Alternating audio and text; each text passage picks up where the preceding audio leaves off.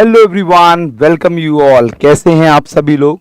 दोस्तों, कल आपका यूपीपीएससी का मेंस एग्जामिनेशन शुरू हो रहा है, तो आज हमने सोचा कि थोड़ा सा इसके बारे में बता दें कि the important points you all have to keep in your mind while you writing your answer in the mains, right. जब आप एग्जामिनेशन हॉल में होंगे और मेंस का आंसर लिख रहे होंगे तो ऐसे टाइम पर आपको किन किन इम्पॉर्टेंट चीज़ों की ज़रूरत पड़ती है, ज़रा उसकी बात कर लेते हैं। तो जब आप मेंस का आंसर लिख रहे हैं तो सबसे इम्पॉर्टेंट बात जो है वो है आपका टाइम मैनेजमेंट, कि आप लोगों का टाइम मैनेजमेंट इतना शानदार होना चाहिए कि आपको शॉर्ट क्वेश्चंस पर कितना टाइम देना है, लॉन्ग क्वेश्चंस पर कितना टाइम देना है।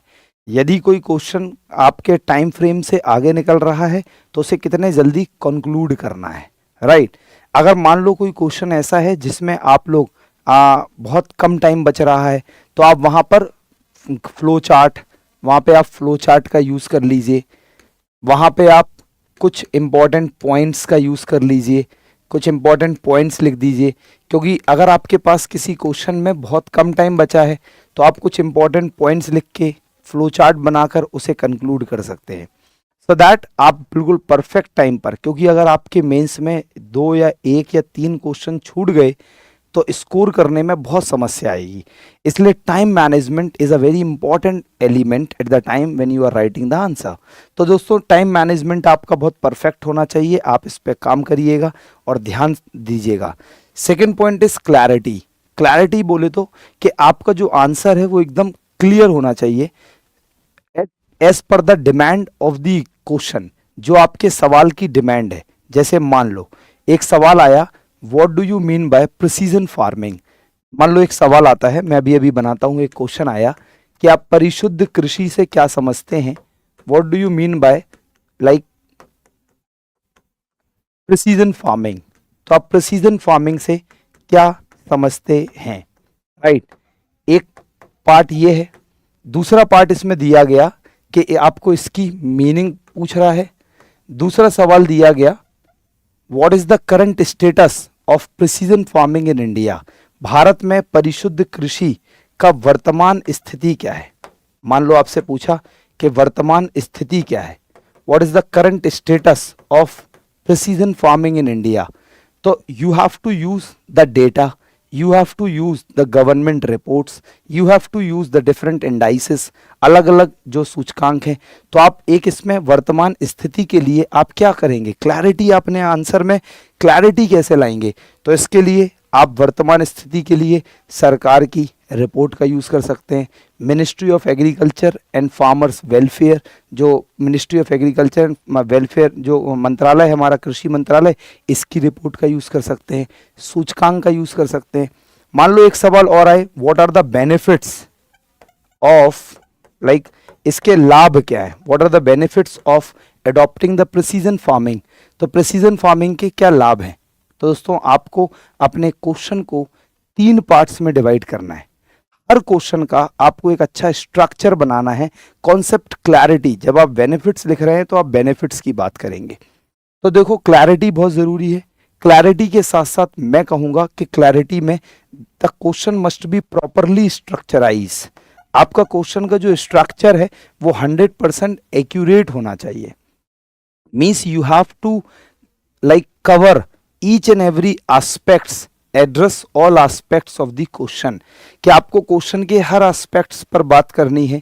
क्वेश्चन को पहले बेटर अंडरस्टैंडिंग करनी है कि क्वेश्चन क्या कहना चाह रहा है। मान लो एक सवाल है कि precision farming is good for the agricultural production in India.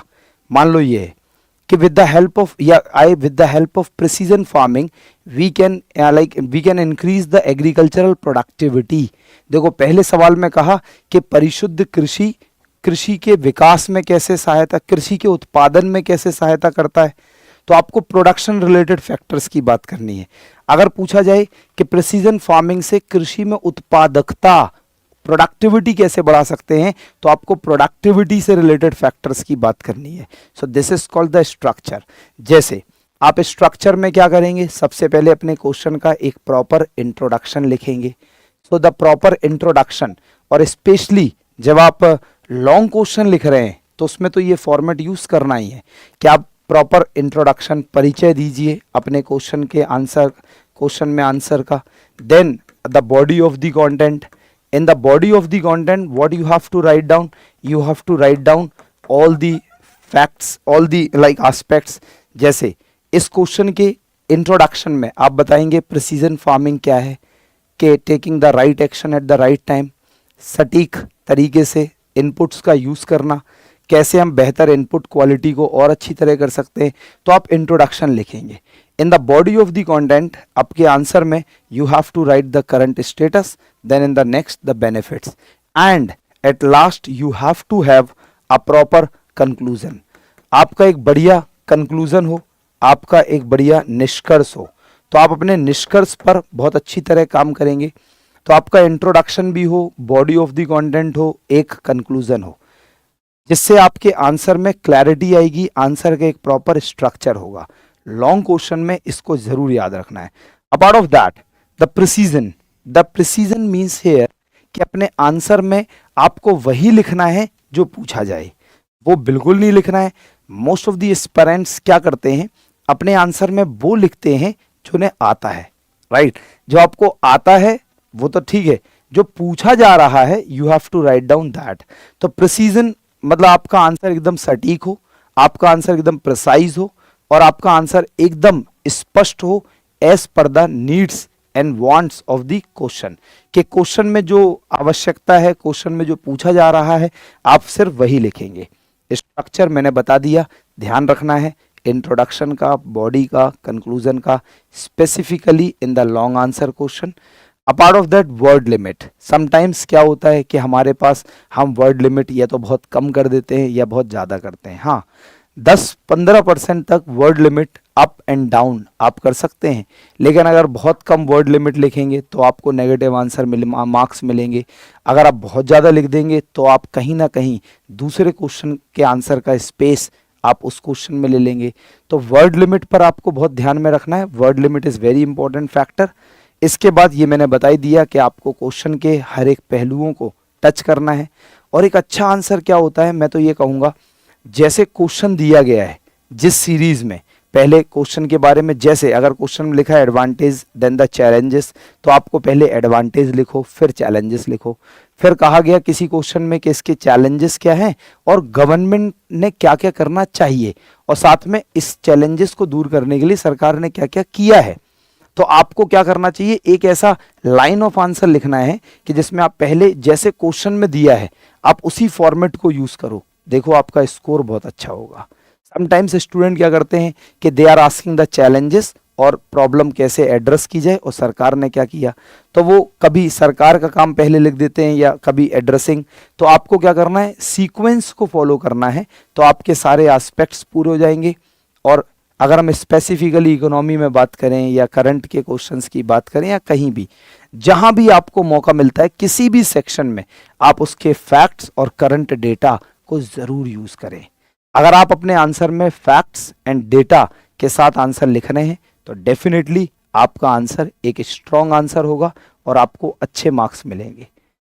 तो दोस्तों, अगर आप अपनी इन चीज़ों को ध्यान में रखते हैं तो डेफिनेटली आप अच्छा स्कोर करने वाले हैं.